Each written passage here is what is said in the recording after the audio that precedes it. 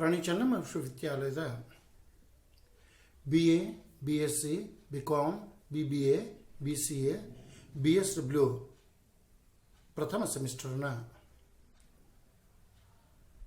ಭಾರತ ಸಂವಿಧಾನದ ಕಡ್ಡಾಯ ವಿಷಯದ ವಿದ್ಯಾರ್ಥಿಗಳಿಗೆ ಆತ್ಮೀಯ ಸ್ವಾಗತ. ವಿದ್ಯಾರ್ಥಿ ಮಿತ್ರರೇ, ಈ ಹಿಂದಿನ ಕ್ಲಾಸಿನಲ್ಲಿ ನಾವುಗಳು ಮೂಲಭೂತ ಹಕ್ಕುಗಳ ಚರ್ಚೆಯನ್ನು ಮುಗಿಸಿದ್ದೀವಿ.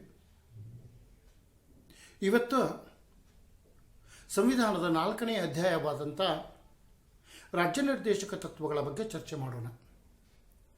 ರಾಜ್ಯ ನಿರ್ದೇಶಕ ತತ್ವಗಳು ಸಂವಿಧಾನದ 4ನೇ ಅಧ್ಯಾಯದಲ್ಲಿ 36ರಿಂದ 51ರವರೆಗಿನ ವಿಧಿಗಳಲ್ಲಿ ಈ ರಾಜ್ಯ ನಿರ್ದೇಶಕ ತತ್ವಗಳನ್ನು ನಾವು ಕಾಣ್ತಾ ಇದ್ದೀವಿ. ಇವುಗಳಿಗೆ ಇಂಗ್ಲೀಷ್ನಲ್ಲಿ these are guidelines or directives to the government ಅಂತ ಹೇಳ್ತಾ ಇದ್ದಾರೆ. Directive principles of state policy are nothing but are guidelines or directives to the government. The 4th chapter, Article 36 to 51 of the Indian Constitution deals with these directive principles of state policy. These are the directives or guidelines given to the government to implement welfare policies for the socio-economic, political, educational development of the society. Socio-economic, political, social, educational development of the society. We are speaking of that. That is why we call them as welfare principles. They look at the welfare of the society. The modern states are welfare states. Modern states being welfare states, they have to implement certain policies for the welfare of the people. We have to think of that. ನಮ್ಮ ಸಂವಿಧಾನವನ್ನು ರಚನೆ ಮಾಡುವಂಥ ಸಮಯದಲ್ಲಿ ಸಂವಿಧಾನ ರಚನಾ ಸಮಿತಿಯ ಸದಸ್ಯರು ಏನು ಮಾಡ್ತಾ ಇದ್ದಾರೆ ಅಂತಂದರೆ, ಕೇವಲ ಸರ್ಕಾರದ ರಚನೆ, ಅದರ ಕಾರ್ಯಗಳು, ಸರ್ಕಾರ ಮತ್ತು ಪ್ರಜೆಗಳ ಮಧ್ಯದ ಸಂಬಂಧಗಳಿಗೆ ಮಾತ್ರ ಒತ್ತನ್ನು ನೀಡದೆ ಒಂದು ಉತ್ತಮ ಸರ್ಕಾರ ಯಾವ ರೀತಿ ಇರಬೇಕು, ಉತ್ತಮ ಸರ್ಕಾರ ಎಂತಹ ನೀತಿ ಧೋರಣೆಗಳನ್ನು ರೂಪಿಸಬೇಕು, ಯಾವ ಕಾರ್ಯಕ್ರಮಗಳನ್ನು ಹಾಕಿಕೊಂಡರೆ ಸರ್ಕಾರ ಒಳ್ಳೆಯ ಸರ್ಕಾರ ಅಥವಾ ಶ್ರೇಷ್ಠ ಸರ್ಕಾರ ಆಗ್ತಾ ಇದೆ ಅನ್ನುವುದಕ್ಕೆ ಕೆಲವು ಮಾರ್ಗಸೂಚಿಗಳನ್ನು ನೀಡ್ತಾ ಇದ್ದಾರೆ. ಈ ಮಾರ್ಗಸೂಚಿಗಳೇ ರಾಜ್ಯ ನಿರ್ದೇಶಕ ತತ್ವಗಳು. Friends, the framers of the constitution have not only concentrated on the aspect of formation of the government, powers and functions of the government, or the relations between the government and the governed. They have given equal importance to the formulation of policies. They have given equal importance to the formulation of policies that aim at the welfare of the people. What are the programs and activities that are to be carried on? What are the policies that are to be implemented? What are the functions that are to be done by the government to become a good government or a better government or a best government? For that, there are certain guidelines in the Constitution. We call them directive principles of state policy. These directive principles of state policy have been borrowed from the Irish Constitution. ಈ ಕಲ್ಯಾಣ ರಾಜ್ಯದ ಕಲ್ಪನೆ ದ್ವಿತೀಯ ಮಹಾಯುದ್ಧದ ನಂತರ ಹೆಚ್ಚು ಪ್ರಭಾವಿಯಾಗಿದೆ. ಕಲ್ಯಾಣ ರಾಜ್ಯ ಅಥವಾ ಸುಖಿ ರಾಜ್ಯ ಅಂದರೆ ಏನಪ್ಪಾ ಅಂತಂದರೆ, ಜನರ ಸರ್ವತೋಮುಖ ಅಭಿವೃದ್ಧಿಯನ್ನು ಮಾಡುವುದೇ ಸರ್ಕಾರದ ಕರ್ತವ್ಯ, ರಾಜ್ಯದ ಕರ್ತವ್ಯ. ಅದು ಆರ್ಥಿಕ ಕ್ಷೇತ್ರದಲ್ಲಿರ್ಬೋದು, ರಾಜಕೀಯ ಕ್ಷೇತ್ರದಲ್ಲಿರ್ಬೋದು, ಸಾಮಾಜಿಕ ಕ್ಷೇತ್ರದಲ್ಲಿರ್ಬೋದು, ಶೈಕ್ಷಣಿಕ ಕ್ಷೇತ್ರದಲ್ಲಿರ್ಬೋದು, ಅದು ಯಾವುದೇ ಕ್ಷೇತ್ರದಲ್ಲಿರ್ಬೋದು. ಸರ್ವಾಂಗೀಣ ಅಭಿವೃದ್ಧಿ ಅಂತ ಏನು ಕರಿತಾ ಇದ್ದೀವಿ, ಅದಕ್ಕೆ ಒತ್ತು ಕೊಡುವುದಕ್ಕೆ ನಾವು ಕಲ್ಯಾಣ ರಾಜ್ಯ ಅಂತ ಕರಿತಾ ಇದ್ದೀವಿ. ಇದಕ್ಕೆ ಸುಖಿ ರಾಜ್ಯ ಅಂತಲೂ ಕರಿತಾ ಇದ್ದಾರೆ. ಮೊದಲಿನ ರಾಜ್ಯಗಳನ್ನು ಪೊಲೀಸ್ ರಾಜ್ಯಗಳು ಅಂತ ಕರಿತಾ ಇದ್ರು. ಯಾಕೆಂದರೆ ಆ ರಾಜ್ಯಗಳು ಕೇವಲ ಜನರ ಆಸ್ತಿ ಮತ್ತು ಜೀವಕ್ಕೆ ರಕ್ಷಣೆಯನ್ನು ನೀಡ್ತಾ ಇದ್ದವು. ಆದರೆ ಇವತ್ತಿನ ರಾಜ್ಯಗಳನ್ನು ಕಲ್ಯಾಣ ರಾಜ್ಯಗಳು ಅಂತ ಕರಿತಾ ಇದ್ದೀವಿ. ಕಲ್ಯಾಣ ರಾಜ್ಯಗಳು ಪ್ರಜೆಗಳ ಪ್ರತಿ ಬೇಡಿಕೆಗೆ ಸ್ಪಂದಿಸುವ ಕೆಲಸವನ್ನು ಮಾಡ್ತಾ ಇದ್ದಾವೆ. ಪ್ರಜೆಗಳ ಜೀವನ ಮಟ್ಟವನ್ನು ಸುಧಾರಿಸಲು ಅವಿರತವಾಗಿ ಶ್ರಮ ಪಡ್ತಾ ಇದ್ದಾವೆ. ಪ್ರಜೆಗಳ ಮತ್ತು ರಾಷ್ಟ್ರದ ಏಳಿಗೆಯೇ ಈ ಕಲ್ಯಾಣ ರಾಜ್ಯದ ಆದ್ಯ ಕರ್ತವ್ಯ ಅನ್ನೋದನ್ನು ನಾವು ನೆನಪಿಟ್ಕೊಳ್ಬೇಕು. ಅಂಥ ರಾಜ್ಯಕ್ಕೆ ನಾವು ಕಲ್ಯಾಣ ರಾಜ್ಯಗಳು ಅಂತ ಕರಿತಾ ಇದ್ದೀವಿ. ಭಾರತದಲ್ಲಿಯೂ ಕೂಡ ಈ ಕಲ್ಯಾಣ ರಾಜ್ಯದ ಕಲ್ಪನೆ ಇದೆ. ಕೇಂದ್ರ ಸರ್ಕಾರ ಮತ್ತು ರಾಜ್ಯ ಸರ್ಕಾರಗಳು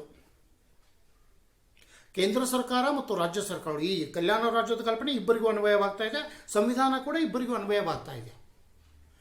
ಈ ಕೇಂದ್ರ ಮತ್ತು ರಾಜ್ಯ ಸರ್ಕಾರಗಳು ತಮ್ಮ ಕಾರ್ಯಕ್ರಮಗಳನ್ನು, ಧೋರಣೆಗಳನ್ನು, ನೀತಿಗಳನ್ನು ರೂಪಿಸುವಂತಹ ಸಮಯದಲ್ಲಿ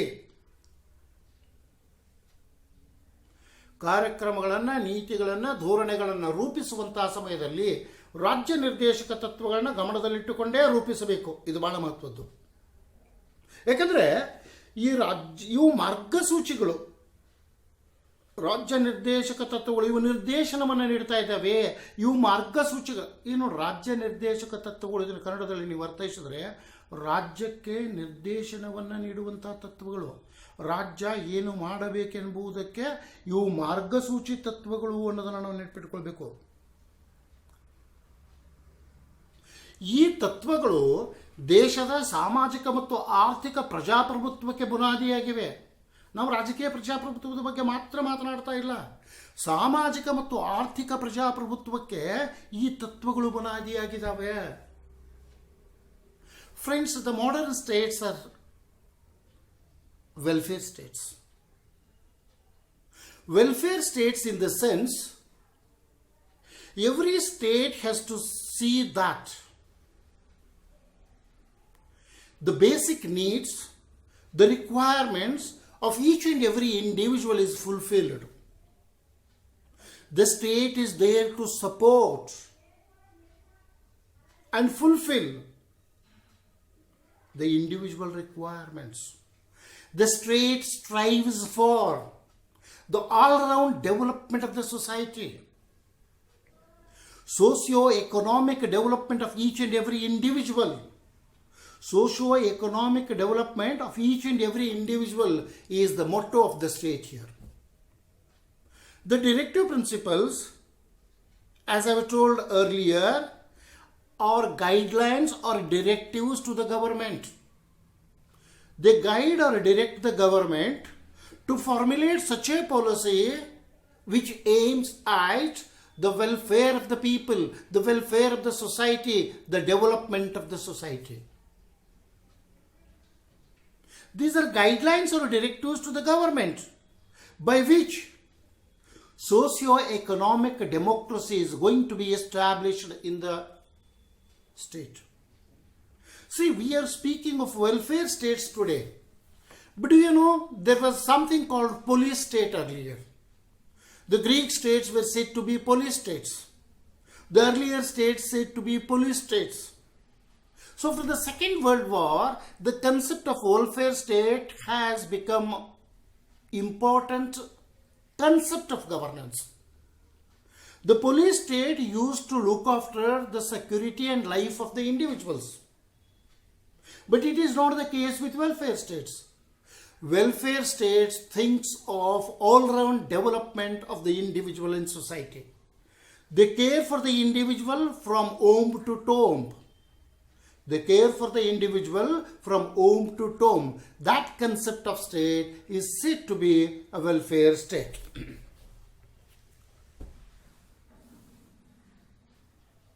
ಈ ರಾಜ್ಯ ನಿರ್ದೇಶಕ ತತ್ವಗಳು ಸಮಾಜದ ಹಿತವನ್ನು ಕಾಪಾಡಲಿಕ್ಕೆ ರೂಪಿಸಲ್ಪಟ್ಟವು. ಈ ರಾಜ್ಯ ನಿರ್ದೇಶಕ ತತ್ವಗಳ ಮೂಲಕ ಸಾಮಾಜಿಕ ಹಿತವನ್ನು ಕಾಪಾಡಲಿಕ್ಕೆ ಪ್ರಯತ್ನ ಮಾಡ್ತಾ ಇದ್ದೀವಿ. ವಿವಿಧ ಕ್ಷೇತ್ರಗಳಲ್ಲಿ ವಿವಿಧ ಕ್ಷೇತ್ರಗಳಲ್ಲಿ ಎಂತಹ ಕಾರ್ಯಕ್ರಮಗಳನ್ನು ಹಾಕಿಕೊಳ್ಳಬೇಕು, ಯಾವ ಕಾರ್ಯಕ್ರಮಗಳನ್ನು ಹಾಕಿಕೊಂಡರೆ ಸಹಕಾರಿ, ಅನುಕೂಲಕರ, ಬೆಳವಣಿಗೆಗೆ ಪೂರಕ ಅನ್ನುವ ಮಾರ್ಗಸೂಚಿ ಅಥವಾ ಮಾರ್ಗದರ್ಶನವನ್ನು ಈ ತತ್ವಗಳು ನೀಡ್ತಾ ಇದ್ದಾವೆ. ಯಾವ ಕಾರ್ಯಕ್ರಮಗಳನ್ನು ಹಾಕಿಕೊಳ್ಳಬೇಕು, ಯಾವ ಕಾರ್ಯಕ್ರಮಗಳನ್ನು ಹಾಕಿಕೊಂಡರೆ ಅನುಕೂಲಕರ, ಬೆಳವಣಿಗೆಗೆ ಪೂರಕ ಅನ್ನುವುದನ್ನು ಈ ರಾಜ್ಯ ನಿರ್ದೇಶಕ ತತ್ವಗಳು ನಮಗೆ ಹೇಳ್ತಾ ಇದ್ದಾವೆ. ಒಂದು ಮಾತು, ಈ ರಾಜ್ಯ ನಿರ್ದೇಶಕ ತತ್ವಗಳು ಕೇವಲ ಆಂತರಿಕ ನೀತಿ ಧೋರಣೆಗಳಿಗೆ ಮಾತ್ರ ಸಂಬಂಧಪಡದೆ ವಿದೇಶಾಂಗ ನೀತಿಗೂ ಸಂಬಂಧಪಟ್ಟವಾಗಿವೆ. ಯಾಕೆಂದರೆ ಇವು ಅಂತಾರಾಷ್ಟ್ರೀಯ ಶಾಂತಿಯ ಬಗ್ಗೆ, ನೆರೆಹೊರೆಯ ರಾಷ್ಟ್ರಗಳೊಂದಿಗೆ ಒಳ್ಳೆಯ ಸಂಬಂಧಗಳ ಬಗ್ಗೆ, ರಾಷ್ಟ್ರದ ಸಾರ್ವಭೌಮತ್ವವನ್ನು ಕಾಪಾಡೋದ್ರ ಬಗ್ಗೆ ಕೂಡ ಮಾತಾಡ್ತಾ ಇದ್ದಾವೆ. ಒಟ್ಟಿನಲ್ಲಿ ಈ ರಾಜ್ಯ ನಿರ್ದೇಶಕ ತತ್ವಗಳು ಹೊಸ ಯೋಜನೆಗಳು, ಕಾರ್ಯಕ್ರಮಗಳು, ನೀತಿಗಳು ಮತ್ತು ಧೋರಣೆಗಳನ್ನು ರೂಪಿಸಲಿಕ್ಕೆ ಸಹಕಾರಿಯಾಗಿವೆ ಅಥವಾ ಮಾರ್ಗದರ್ಶಿಯಾಗಿವೆ ಅಂತ ಹೇಳಿದರೆ ತಪ್ಪಾಗಲಿಕ್ಕಿಲ್ಲ. These directive principles, as told earlier, are guidelines or directives to the government to formulate new policies, to formulate welfare policies, to formulate the programs in such a way that they are beneficial to the society. They are beneficial to the society in such a way that each and every individual is going to be assisted or helped by them. They help the society for progress and prosperity. These are guidelines. These are guidelines for the government to formulate the policies which make the nation economically and socially stronger one, developed one, advanced one. It means these are development-oriented policies. These are development-oriented policies in the sense they are aiming at the development of the state in all fields, in all spheres. It may be women, it may be children, it may be backward classes, it may be weaker sections of the society. For them, new and development-oriented policies are to be formulated by the government. That is what these directive principles state for us. See, Dr. Ambedkar says, these are the novel features of the Constitution. Novel features of the Constitution. See what importance he is giving to the Constitution. He says that no government shall hesitate or to be reluctant to follow these guidelines. If the government is reluctant to implement these policies, or if it fails to implement these policies, you cannot challenge them in a court of law because they are non-justiciable. But in the public court, in the next general election, it is very difficult for the party whichever is facing election to explain why these directive principles were not followed in formulation and implementation of new policies. That is why no government dares to neglect these principles. We have to remember that. So another constitutional expert, Granville Austin, says that these are conscience of the Constitution. Conscience of the Constitution. ಈ ರಾಜ್ಯ ನಿರ್ದೇಶಕ ತತ್ವಗಳ ಮಹತ್ವವನ್ನು ಹೇಳಬೇಕಾದ್ರೆ doctor Ambedkar ಅವರು ಈ ರಾಜ್ಯ ನಿರ್ದೇಶಕ ತತ್ವಗಳನ್ನು ಯಾವುದೇ ಸರ್ಕಾರವಾಗಲಿ ಜಾರಿಗೆ ತರುವ ವಿಷಯದಲ್ಲಿ ಉದಾಸೀನ ತೋರಿಸಕೂಡದು ಅಂತ ಹೇಳ್ತಾರೆ. ಒಂದು ವೇಳೆ ಸರ್ಕಾರ ಈ ರಾಜ್ಯ ನಿರ್ದೇಶಕ ತತ್ವಗಳನ್ನ ನಿರ್ಲಕ್ಷಿಸಿದರೆ, ಆದರೆ ಅಥವಾ ಕಾರ್ಯರೂಪಕ್ಕೆ ತರಲಿಕ್ಕೆ ಉದಾಸೀನತೆಯನ್ನು ತೋರಿಸಿದರೆ, ಮುಂದಿನ ಚುನಾವಣೆಯಲ್ಲಿ ಪ್ರಜೆಗಳಿಗೆ ಉತ್ತರ ಕೊಡುವುದು ಕಷ್ಟವಾಗ್ತಾ ಇದೆ. ಈ ರಾಜ್ಯ ನಿರ್ದೇಶಕ ತತ್ವಗಳ ಉಲ್ಲಂಘನೆಯಾದರೆ ಪ್ರಶ್ನಿಸಲಿಕ್ಕೆ ನ್ಯಾಯಾಲಯದಲ್ಲಿ ಪ್ರಶ್ನಿಸಲಿಕ್ಕೆ ಬರೋದಿಲ್ಲ. ಮೂಲಭೂತ ಹಕ್ಕುಗಳಂತೆ ಮೂಲಭೂತ ಹಕ್ಕುಗಳ ಉಲ್ಲಂಘನೆ ಆದರೆ ನಾವು ನ್ಯಾಯಾಲಯದಲ್ಲಿ ಪ್ರಶ್ನೆ ಮಾಡ್ತಾ ಇದ್ದೀವಿ. ಆದರೆ ರಾಜ್ಯ ನಿರ್ದೇಶಕ ತತ್ವಗಳ ಉಲ್ಲಂಘನೆ ಆದರೆ ನ್ಯಾಯಾಲಯದಲ್ಲಿ ಪ್ರಶ್ನೆ ಮಾಡಲಿಕ್ಕೆ ಅವಕಾಶ ಇಲ್ಲ. ಆದರೂ ಕೂಡ ಜನತಾ ನ್ಯಾಯಾಲಯ ಅಂತ ಏನು ಬರ್ತಾ ಇದೆ, ಈ ಜನತಾ ನ್ಯಾಯಾಲಯದಲ್ಲಿ ಸಾರ್ವತ್ರಿಕ ಚುನಾವಣೆಯಲ್ಲಿ ತಮ್ಮ ನೀತಿ ಮತ್ತು ಧೋರಣೆಗಳ ಬಗ್ಗೆ ವಾದ ಮಂಡಿಸಲಿಕ್ಕೆ ಸರ್ಕಾರಕ್ಕೆ ಕಷ್ಟ ಆಗ್ತಾ ಇದೆ. ಆ ಕಾರಣಕ್ಕಾಗಿ ಇವುಗಳನ್ನು ನಿರ್ಲಕ್ಷಿಸುವ ಧೈರ್ಯವನ್ನು ಯಾವುದೇ ಸರ್ಕಾರ ಮಾಡೋದಿಲ್ಲ ಅಂತ ಡಾಕ್ಟರ್ ಅಂಬೇಡ್ಕರ್ ಅವರು ಹೇಳ್ತಾ ಇದ್ದಾರೆ. ಅದರ ಜೊತೆಗೆ ಗ್ರಾನ್ವಿಲ್ ಆಸ್ಟಿನ್ ಅನ್ನೋರು ಏನು ಹೇಳ್ತಾ ಇದ್ದಾರೆ ಅಂತಂದರೆ, ಇವು ಸಂವಿಧಾನದ ಪ್ರಜ್ಞೆಗಳಿದ್ದಂತೆ ಅಂತ. ನೋಡ್ರಿ, ಕಾನ್ಸೈನ್ಸ್ ಆಫ್ ದ ಕಾನ್ಸ್ಟಿಟ್ಯೂಷನ್, ಸಂವಿಧಾನದ ಪ್ರಜ್ಞೆಗಳಿದ್ದಂತೆ ಅಂತ ಇವರು ಹೇಳ್ತಾ ಇದ್ದಾರೆ. ಇನ್ನು ರಾಜ್ಯ ನಿರ್ದೇಶಕ ತತ್ವದ ಲಕ್ಷಣಗಳನ್ನು ನೋಡೋಣ. ಮೊದಲನೆಯದು, ಇವು ನ್ಯಾಯರಕ್ಷಿತವಲ್ಲ. ಅಂದರೆ ರಾಜ್ಯ ನಿರ್ದೇಶಕ ತತ್ವಗಳ ಉಲ್ಲಂಘನೆಯಾದರೆ, ರಾಜ್ಯ ನಿರ್ದೇಶಕ ತತ್ವಗಳನ್ನು ಕಾರ್ಯರೂಪಕ್ಕೆ ತರಲು ಆಡಳಿತ ಪಕ್ಷ, ಕೇಂದ್ರ ಸರ್ಕಾರವಾಗಲಿ ರಾಜ್ಯ ಸರ್ಕಾರವಾಗಲಿ ವಿಫಲವಾದರೆ, ರಾಜ್ಯ ನಿರ್ದೇಶಕ ತತ್ವಗಳ ಪಾಲನೆಯಾಗದೇ ಹೋದರೆ ಅದನ್ನು ನ್ಯಾಯಾಲಯದಲ್ಲಿ ಪ್ರಶ್ನಿಸಲಿಕ್ಕೆ ನಮಗೆ ಅವಕಾಶ ಇಲ್ಲ. ಒಂದು ಉದಾಹರಣೆ ಹೇಳ್ಬೋದಿಲ್ಲ. Intoxicating drinks and drugs are to be prohibited ಅಂತ ಹೇಳ್ತಾರೆ. ಮತ್ತುವರಿಸುವ ಪೇಯ ಮತ್ತು ಪಾನೀಯಗಳನ್ನು ನಿಷೇಧಿಸಬೇಕು ಅಂತ ರಾಜ್ಯ ನಿರ್ದೇಶಕ ತತ್ವಗಳು ಹೇಳ್ತಾ ಇದ್ದಾವೆ. ಇವತ್ತು ಗುಜರಾತ್ನಲ್ಲಿ, ತಮಿಳುನಾಡಿನಲ್ಲಿ, ಬಿಹಾರ್ನಲ್ಲಿ ಸಂಪೂರ್ಣ ಪಾನ ನಿಷೇಧ ಇದೆ. ಆದರೆ ಕರ್ನಾಟಕ, ಮಹಾರಾಷ್ಟ್ರದಂಥ ರಾಜ್ಯಗಳಲ್ಲಿ ಇವತ್ತಿಗೂ ಪಾನ ನಿಷೇಧ ಬಂದಿಲ್ಲ. ಸರ್ಕಾರಿ ಸರಾಯಿ ಅಂಗಡಿಗಳು ನಮ್ಮಲ್ಲಿದ್ದಾವೆ. ಅಂದರೆ ಇದು ಸಂವಿಧಾನದ ರಾಜ್ಯ ನಿರ್ದೇಶಕ ತತ್ವಗಳ ಉಲ್ಲಂಘನೆ ಆಗ್ತಾ ಇದೆ. ಆದರೆ ಇವು ನ್ಯಾಯರಕ್ಷಿತವಾಗಿಲ್ಲದೇ ಇರುವುದರಿಂದ ಇವುಗಳ ಉಲ್ಲಂಘನೆಯನ್ನು ಪ್ರಶ್ನಿಸಲಿಕ್ಕೆ ನಮಗೆ ಅವಕಾಶ ಇಲ್ಲ. ಇದನ್ನು ನೆನಪಿಟ್ಕೊಳ್ಬೇಕು.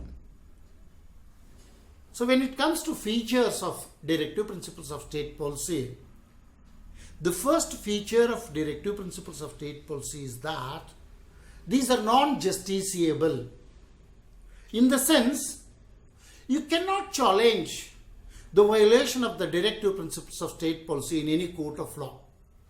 If whenever fundamental rights are restricted or certain limitations are imposed on fundamental rights or they denied, at that time you can challenge it in a court of law. But that is not the case with directive principles of state policy. Directive principles are non-justiciable in the sense, even if the government fails to follow them, you cannot challenge them in a court of law. Just one example I want to quote here. In one of the articles we say that intoxicating drinks and drugs are to be prohibited. That is Article 47. Article 47 states intoxicating drinks and drugs are to be prohibited. In Gujarat, in Bihar, in Tamil Nadu we find that total prohibition is there. But in Karnataka, in Maharashtra and in some other states of India, we find that liquor is freely available in the market which is intoxicant. You cannot challenge it because these are non-justiciable. ಎರಡನೇ ಲಕ್ಷಣ, ಇವು ರಾಜಕೀಯ ರಹಿತವಾಗಿವೆ. ಅಂದರೆ ಈ ರಾಜ್ಯ ನಿರ್ದೇಶಕ ತತ್ವಗಳಿಗೆ ಯಾವುದೇ ರಾಜಕೀಯ ಉದ್ದೇಶ ಇಲ್ಲ. ಇವುಗಳ ಮೂಲ ಉದ್ದೇಶ ಅಭಿವೃದ್ಧಿ. ಯಾವುದೇ ರಾಜಕೀಯ ಪಕ್ಷ ಅಧಿಕಾರಕ್ಕೆ ಬಂದರೂ ಇವುಗಳನ್ನು ಅನುಸರಿಸಲಿಕ್ಕೆ ಅವಕಾಶ ಇದೆ. ಇವುಗಳನ್ನು ಅನುಷ್ಠಾನಕ್ಕೆ ತರಬೇಕಾಗ್ತಾ ಇದೆ. ರಾಜಕೀಯೇತರವಾಗಿ ಇವುಗಳನ್ನು ರೂಪಿಸುವುದರಿಂದ, ಇವುಗಳನ್ನು ಅಭಿವೃದ್ಧಿಯನ್ನು ದೃಷ್ಟಿಯಲ್ಲಿಟ್ಟುಕೊಂಡು ರಚಿಸಲ್ಪಟ್ಟಿರುವುದರಿಂದ ಪ್ರತಿ ಸರ್ಕಾರ ಯಾವುದೇ ಪಕ್ಷಕ್ಕೆ ಸೇರಿದ್ದಾಗಿರಬಹುದು ಇವುಗಳನ್ನು ಅನುಷ್ಠಾನಕ್ಕೆ ತರಲು ಪ್ರಯತ್ನ ಪಡ್ತಾ ಇದೆ. ಯಾಕಂದರೆ ಇವು ರಾಜಕೀಯ ರಹಿತವಾದ ತತ್ವಗಳು. These are non-political principles in the sense they are not political oriented, they are not power oriented, they are development oriented principles of the Constitution. Development oriented principles of the Constitution in the sense, the aim of these principles is the development of the society, not the development of any political party or personality. That is why whichever government comes to power, it strives to implement these development oriented policies.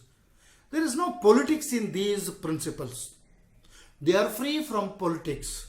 They just aim at the development of the society. That is what we have to remember. ಇನ್ನು ಮೂರನೆಯ ಲಕ್ಷಣ ಏನಪ್ಪ ಅಂತಂದರೆ, ಸಾಮಾನ್ಯ ಕಾನೂನುಗಳು ಮತ್ತು ಆಜ್ಞೆಗಳ ಮೂಲಕ ಈ ರಾಜ್ಯ ನಿರ್ದೇಶಕ ತತ್ವಗಳನ್ನು ಜಾರಿಗೆ ತರಬಹುದಾಗಿದೆ. ಅಂದರೆ ಈ ರಾಜ್ಯ ನಿರ್ದೇಶಕ ತತ್ವಗಳನ್ನು ಜಾರಿಗೆ ತರಬೇಕಾದ್ರೆ ನೀವು ಸಾಮಾನ್ಯ ಕಾನೂನುಗಳನ್ನು ಮಾಡ್ಬೋದು ಅಥವಾ ಸುಗ್ರೀವಾಜ್ಞೆಗಳನ್ನ ಹೊರಡಿಸಬಹುದು. ಉದಾಹರಣೆಗೆ ಗೋಹತ್ಯೆ ಕಾಯ್ದೆ. ಕರ್ನಾಟಕ ಸರ್ಕಾರ ಗೋಹತ್ಯೆ ಕಾಯ್ದೆಯನ್ನು ತರಬೇಕಂದಿತ್ತು, ಏನೋ ತೊಂದರೆ ಆಗಿ ಉಳಿದಿದೆ, ಆ ಮಾತು ಬೇರೆ. ಆದರೆ ಇವತ್ತು ಗೋಹತ್ಯೆ ಕಾಯ್ದೆಯನ್ನು ಮಾಡಬೇಕಾದ್ರೆ ಒಂದು ಕಾನೂನನ್ನು ಮಾಡ್ಬೋದು ಅಥವಾ ಸುಗ್ರೀವಾಜ್ಞೆಯನ್ನು ಹೊರಡಿಸಬಹುದು. ಗೋಹತ್ಯೆ ನಿಷೇಧ ಅಷ್ಟೇ. ಅಂದರೆ ಇವುಗಳನ್ನ ಅನುಷ್ಠಾನಕ್ಕೆ ತರಬೇಕಾದ್ರೆ, ಇವುಗಳನ್ನ ಜಾರಿಗೊಳಿಸಬೇಕಾದ್ರೆ ಏನು ಮಾಡ್ಬೋದಪ್ಪ ಅಂತಂದರೆ, ಇದಕ್ಕೆ ಸಂಬಂಧಪಟ್ಟಂಥ ಒಂದು ಕಾನೂನನ್ನು ಮಾಡ್ಬೋದು, ಇಲ್ಲ ಸುಗ್ರೀವಾಜ್ಞೆಯನ್ನು ಹೊರಡಿಸಬಹುದು. ಸುಗ್ರೀವಾಜ್ಞೆ ಅಂದರೆ ಅದು ಕಾನೂನಿನಷ್ಟೇ ಪ್ರಭಾವಿಯಾಗಿರ್ತಾ ಇದೆ, ಆದರೆ ಅದನ್ನು ರಾಜ್ಯಪಾಲರು ಮಾಡಿರ್ತಾರೆ, ಶಾಸಕಾಂಗ ಮಾಡಿರೋದಿಲ್ಲ. ಮುಂದಿನ ಅಧಿವೇಶನದಲ್ಲಿ ಕೇಂದ್ರದಲ್ಲಿ ರಾಷ್ಟ್ರಪತಿಗಳು ಮಾಡ್ತಾರೆ, ರಾಜ್ಯದಲ್ಲಿ ರಾಜ್ಯಪಾಲ ಮಾಡ್ತಾರೆ. ಮುಂದಿನ ಅಧಿವೇಶನದಲ್ಲಿ ಸಂಸತ್ತಾಗಲಿ ರಾಜ್ಯ ವಿಧಾನಮಂಡಲವಾಗಲಿ ಇದನ್ನು ಅಂಗೀಕರಿಸಿದ್ರೆ ಅದು ಕಾನೂನು ಆಗ್ತಾ ಇದೆ, ಇಲ್ಲದೆ ಹೋದರೆ ಬಿದ್ದು ಹೋಗ್ತಾ ಇದೆ. ಅಷ್ಟೇ ವ್ಯತ್ಯಾಸ ಕಾನೂನು ಮತ್ತು ಸುಗ್ರೀವಾಜ್ಞೆ. See, these directive principles can be implemented, brought into practice, or enforced by an ordinary law or through an ordinance. In the sense, a law may be made for the implementation or enforcement of these directive principles.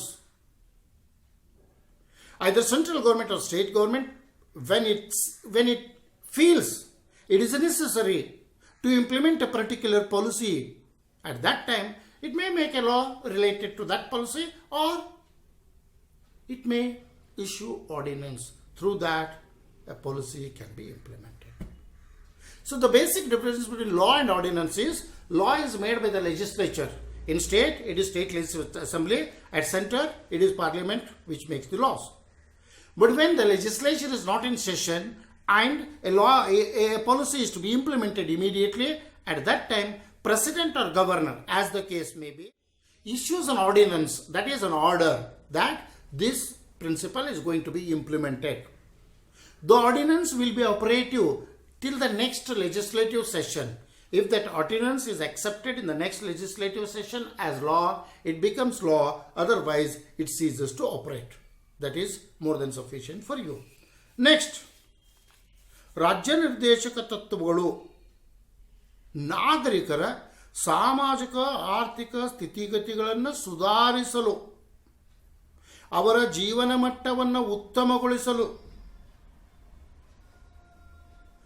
ಅವರ ಸಂಪೂರ್ಣ ಬೆಳವಣಿಗೆ ಅಂತ ಕರೀತಾ ಇದ್ದೀವಿ, ಅದನ್ನು ಗಮನದಲ್ಲಿಟ್ಟುಕೊಂಡು ರೂಪಿಸಿದವು. ಸಾಮಾಜಿಕ ಬೆಳವಣಿಗೆ ಇದೆ, ಆರ್ಥಿಕ ಬೆಳವಣಿಗೆ ಇದೆ, ವೈಯಕ್ತಿಕ ಬೆಳವಣಿಗೆ ಇದೆ. ಇವುಗಳನ್ನು ಸಾಮಾಜಿಕ ಬೆಳವಣಿಗೆ, ಆರ್ಥಿಕ ಬೆಳವಣಿಗೆ, ವೈಯಕ್ತಿಕ ಬೆಳವಣಿಗೆಗಳನ್ನು ಗಮನದಲ್ಲಿಟ್ಟುಕೊಂಡು ಜನರ ಜೀವನ ಮಟ್ಟವನ್ನು ಸುಧಾರಿಸುವುದನ್ನು ಗಮನದಲ್ಲಿಟ್ಟುಕೊಂಡು, ಜನರ ಸ್ಥಿತಿಗತಿಗಳನ್ನು ಸುಧಾರಿಸುವುದನ್ನು ಗಮನದಲ್ಲಿಟ್ಟುಕೊಂಡು ಈ ರಾಜ್ಯ ನಿರ್ದೇಶಕ ತತ್ವಗಳನ್ನ ರೂಪಿಸಿದ್ದಾರೆ. ಇದು ರಾಜ್ಯ ನಿರ್ದೇಶಕ ತತ್ವಗಳ 4ನೇ ಲಕ್ಷಣ.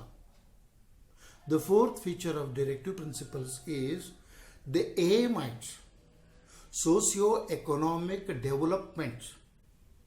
Their basic purpose is upliftment of the standard of living of the people. The basic purpose is upliftment of the standard of living of the people. They aim at all-round development of each and every individual. 5ನೇದು, ಸಾಮಾಜಿಕ ಮತ್ತು ಆರ್ಥಿಕ ಪ್ರಜಾಪ್ರಭುತ್ವವನ್ನು ಸ್ಥಾಪಿಸುವ ಮೂಲಕ ಕಲ್ಯಾಣ ರಾಜ್ಯವನ್ನು ಸ್ಥಾಪನೆ ಮಾಡುವುದೇ ಇವುಗಳ ಗುರಿ. ನೋಡ್ರಿ, ನಾವು ಪ್ರಜಾಪ್ರಭುತ್ವದ ಬಗ್ಗೆ ಮಾತಾಡ್ತಾ ಇದ್ದೀವಿ. ರಾಜಕೀಯ ಪ್ರಜಾಪ್ರಭುತ್ವದ ಬಗ್ಗೆ ಇಲ್ಲಿ ರಾಜ್ಯ ನಿರ್ದೇಶಕ ತತ್ವಗಳನ್ನ ನಾವು ಮಾತಾಡೋದಿಲ್ಲ. ಇಲ್ಲಿ ನಾವು ಸಾಮಾಜಿಕ ಮತ್ತು ಆರ್ಥಿಕ ಪ್ರಜಾಪ್ರಭುತ್ವದ ಬಗ್ಗೆ ಮಾತಾಡ್ತಾ ಇದ್ದೀವಿ.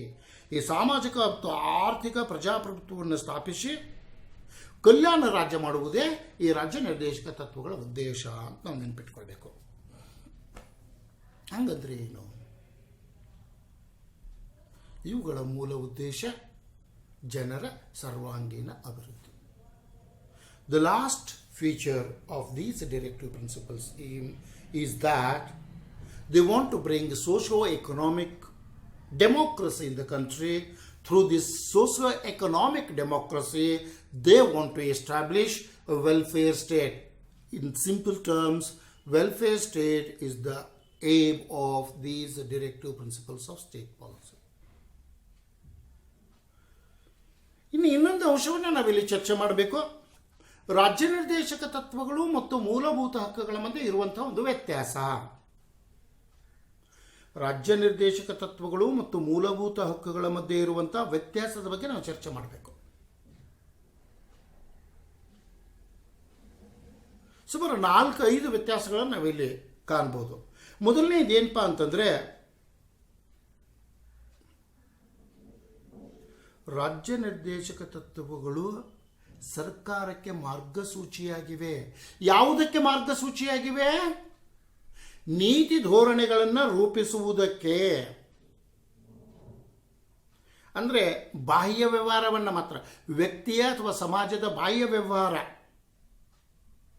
ಮತ್ತು ಆಂತರಿಕ ವಿಚಾರ, ಬಾಹ್ಯ ಮತ್ತು ಆಂತರಿಕ ವಿಚಾರಕ್ಕೆ ಸಂಬಂಧಪಟ್ಟಂತೆ ಅಭಿವೃದ್ಧಿಯನ್ನು ಗಮನದಲ್ಲಿಟ್ಟುಕೊಂಡು ಸರ್ಕಾರ ಮಾಡಬೇಕಾದಂಥ ನೀತಿ ಧೋರಣೆಗಳಿಗೆ ಇವು ಮಾರ್ಗಸೂಚಿಗಳಾಗಿವೆ. ಆದರೆ ಮೂಲಭೂತ ಹಕ್ಕುಗಳು ನೋಡಿ, ರಾಜ್ಯ ನಿರ್ದೇಶಕ ತತ್ವಗಳು ಸಾಮಾಜಿಕ ಉದ್ದೇಶವನ್ನು ಇಟ್ಕೊಂಡಿದ್ದಾವೆ, ಮೂಲಭೂತ ಹಕ್ಕುಗಳು ವೈಯಕ್ತಿಕ ಉದ್ದೇಶವನ್ನು ಇಟ್ಕೊಂಡಿದ್ದಾವೆ. ಅವು ವ್ಯಕ್ತಿಯ ವೈಯಕ್ತಿಕ ಬೆಳವಣಿಗೆಗೆ ಪೂರಕವಾಗಿದ್ದಾವೆ. ವ್ಯಕ್ತಿಯ ವೈಯಕ್ತಿಕ ಬೆಳವಣಿಗೆಗೆ ಪೂರಕವಾದವು, ಇವು ಸಾಮಾಜಿಕ ಬೆಳವಣಿಗೆಗೆ ಪೂರಕವಾದವು. So the difference between fundamental rights and directive principles.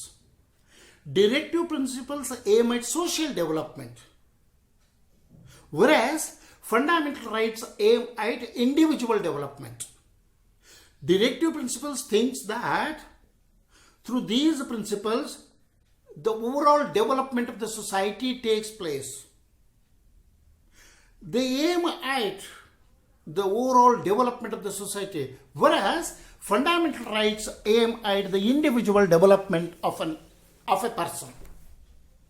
They protect individual interest, whereas these directive principles protect social interest. Second difference, directive principles are non-justiciable. I have explained earlier. These directive principles are non-justiciable in the sense their violation cannot be challenged in any court of law, whereas fundamental rights are justiciable in the sense if fundamental rights are denied to you, you can challenge it. ರಾಜ್ಯ ನಿರ್ದೇಶಕ ತತ್ವಗಳು ಮತ್ತು ಮೂಲಭೂತ ಹಕ್ಕುಗಳಿಗಿರುವ ಎರಡನೆಯ ವ್ಯತ್ಯಾಸ ಏನಪ್ಪಾ ಅಂದರೆ, ರಾಜ್ಯ ನಿರ್ದೇಶಕ ತತ್ವಗಳು ನ್ಯಾಯರಕ್ಷಿತವಲ್ಲ. ನಾನು ಈಗಾಗಲೇ ನಿಮಗೆ ಅದನ್ನ ಎಕ್ಸ್ಪ್ಲೇನ್ ಮಾಡಿದ್ದೀನಿ. ಅಂದರೆ ರಾಜ್ಯ ನಿರ್ದೇಶಕ ತತ್ವಗಳ ಪಾಲನೆ ಆಗದೆ ಹೋದರೆ ಸಂವಿಧಾನದ ಪಾಲನೆ ಆಗಿಲ್ಲ ಅನ್ನುವ ವಾದವನ್ನು ಮಂಡಿಸಿ ನೀವು ನ್ಯಾಯಾಲಯಕ್ಕೆ ಹೋಗತಕ್ಕದ್ದಲ್ಲ. ರಾಜ್ಯ ನಿರ್ದೇಶಕ ತತ್ವಗಳನ್ನ ಸರ್ಕಾರ ಪಾಲಿಸದೆ ಹೋದರೆ ಅದನ್ನು ಪ್ರಶ್ನಿಸುವ ಅಧಿಕಾರ, ನ್ಯಾಯಾಲಯದಲ್ಲಿ ಪ್ರಶ್ನಿಸುವ ಅಧಿಕಾರ ನಮಗಿಲ್ಲ. ಆದರೆ ಅದೇ ವೇಳೆಗೆ ಯಾವಾಗ ನಮ್ಮ ಮೂಲಭೂತ ಹಕ್ಕುಗಳ ಪ್ರಶ್ನೆ ಬರ್ತಾ ಇದೆಯೋ, ಮೂಲಭೂತ ಹಕ್ಕುಗಳ ಉಲ್ಲಂಘನೆಯಾದರೆ, ಮೂಲಭೂತ ಹಕ್ಕುಗಳು ಹತ್ತಿಕ್ಕಲ್ಪಟ್ಟರೆ, ಮೂಲಭೂತ ಹಕ್ಕುಗಳು ನಿರಾಕರಿಸಲ್ಪಟ್ಟರೆ ಅದನ್ನು ನ್ಯಾಯಾಲಯದಲ್ಲಿ ಪ್ರಶ್ನಿಸಲಿಕ್ಕೆ ಅವಕಾಶ ಇದೆ. ಅಂದರೆ ರಾಜ್ಯ ನಿರ್ದೇಶಕ ತತ್ವಗಳು ನ್ಯಾಯರಕ್ಷಿತವಲ್ಲ, ಮೂಲಭೂತ ಹಕ್ಕುಗಳು ನ್ಯಾಯರಕ್ಷಿತವಾಗಿದ್ದಾವೆ. ಇಷ್ಟನ್ನು ತಿಳ್ಕೊಂಡ್ರೆ ಸಾಕು. ಇನ್ನು ಮೂರನೇ ವ್ಯತ್ಯಾಸ, ರಾಜ್ಯ ನಿರ್ದೇಶಕ ತತ್ವಗಳು ನೈತಿಕ ನೆಲೆಯಿಂದ ಕೂಡಿವೆ ಅಥವಾ ನೈತಿಕ ನೆಲೆಯಿಂದ ರಚಿಸಲ್ಪಟ್ಟಿವೆ. ಆದರೆ ಮೂಲಭೂತ ಹಕ್ಕುಗಳು ಕಾನೂನು ನೆಲೆಯಿಂದ ರಚಿಸಲ್ಪಟ್ಟಿವೆ. Directive principles are formulated on ethical or moral basis. Directive principles have their base in ethics or morality, whereas directive principles are formulated on the basis of law. They have legal base. Fundamental rights have legal base. Fundamental rights have legal base. Directive principles have moral base. The fundamental rights are formulated on the basis of laws, whereas directive principles are formulated on the basis of morality. Next, directive principles are positive because they direct the government to do something, whereas fundamental rights are negative because they restrict the government from doing something against the rights of the people. ರಾಜ್ಯ ನಿರ್ದೇಶಕ ತತ್ವಗಳು ಸಕಾರಾತ್ಮಕವಾಗಿವೆ. ಅವು ಸರ್ಕಾರಕ್ಕೆ ಜನರ ಅಭಿವೃದ್ಧಿಗೆ ಸಂಬಂಧಪಟ್ಟಂತೆ ಕೆಲವು ನೀತಿ ಧೋರಣೆಗಳನ್ನ ರೂಪಿಸುವಂತೆ ನಿರ್ದೇಶನವನ್ನು ನೀಡ್ತಾ ಇದ್ದಾವೆ. ಇವು ಸರ್ಕಾರಕ್ಕೆ ಮಾರ್ಗಸೂಚಿಗಳಾಗಿದ್ದಾವೆ. ಸರ್ಕಾರ ಏನು ಮಾಡಬೇಕು ಅನ್ನೋದ್ರ ಬಗ್ಗೆ ಹೇಳ್ತಾ ಇದ್ದಾವೆ. ಆದರೆ ಮೂಲಭೂತ ಹಕ್ಕುಗಳು ನಿಷೇಧಾತ್ಮಕ ಅಥವಾ ನಕಾರಾತ್ಮಕವಾಗಿದ್ದಾವೆ. ಸರ್ಕಾರ ಕೆಲವು ಕೆಲಸಗಳನ್ನು, ಕೆಲವು ಧೋರಣೆಗಳನ್ನು ಮಾಡುವುದನ್ನು ಇವು ನಿಷೇಧಿಸ್ತಾ ಇದ್ದಾವೆ. ಯಾವ ಧೋರಣೆ, ಯಾವ ನೀತಿ, ಯಾವ ಕಾರ್ಯಕ್ರಮ ಪ್ರಜೆಗಳ ಹಕ್ಕುಗಳಿಗೆ ವಿರುದ್ಧವಾಗ್ತಾ ಇದೆಯೋ, ಪ್ರಜೆಗಳ ಹಕ್ಕಿಗೆ ಧಕ್ಕೆ ತರ್ತಾ ಇದೆಯೋ ಅಂತಹ ನೀತಿ ಧೋರಣೆಯನ್ನು ಕೈ ಬಿಡುವಂತೆ ಇದು ನಿಷೇಧಿಸ್ತಾ ಇದೆ.